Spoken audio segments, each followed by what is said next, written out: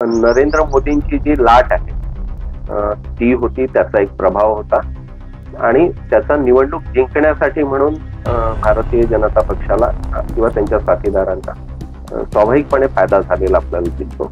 एक मुद्दा आपण लक्षात घेतला पाहिजे की 2014-19 या दोन्ही निवडणुकींमध्ये एक नरेंद्र मोदींची जी लाट आहे ती होती, त्याचा एक प्रभाव होता आणि त्याचा निवडणूक जिंकण्यासाठी म्हणून भारतीय जनता पक्षाला किंवा त्यांच्या साथीदारांना स्वाभाविकपणे फायदा झालेला आपल्याला दिसतो.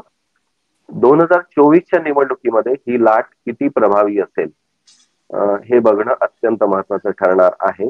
कारण आता मगाशी प्रवीण म्हणाले तसं 2014ला किंवा 19ला ज्या तीव्रतेची लाट मोदींची होती ती आता असेलच असं नाही, अशी एक चर्चा जी आहे ती आहे.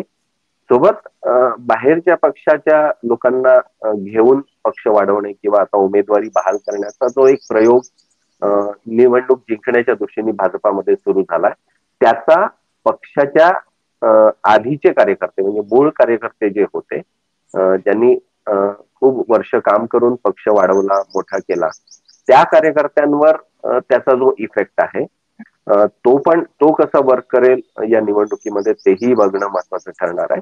शिवाय सामान्य जनता म्हणजे कार्यकर्ते कितीही याचं स्वीकार करत असले तरी सिलेंडर महाग होणे, महागाईचा विषय आहे, शेतकऱ्यांचे प्रश्न आहेत, या संदर्भात मतदार कसा विचार करतो, कार्यकर्ता कुठल्या अँगलनी करतो हा वेगळं, पण मतदार त्याचा विचार कसा करतो. आणि शेवटी आपल्या देशातला मतदार खूप सुज्ञ आहे, तो फार वेगळ्या पद्धतीने व्यक्त होतो, तो प्रत्येक गोष्ट बोलूनच दाखवतो असं नाही, तो जेव्हा त्याला संधी मिळते तेव्हा त्याचा उपयोग करतो.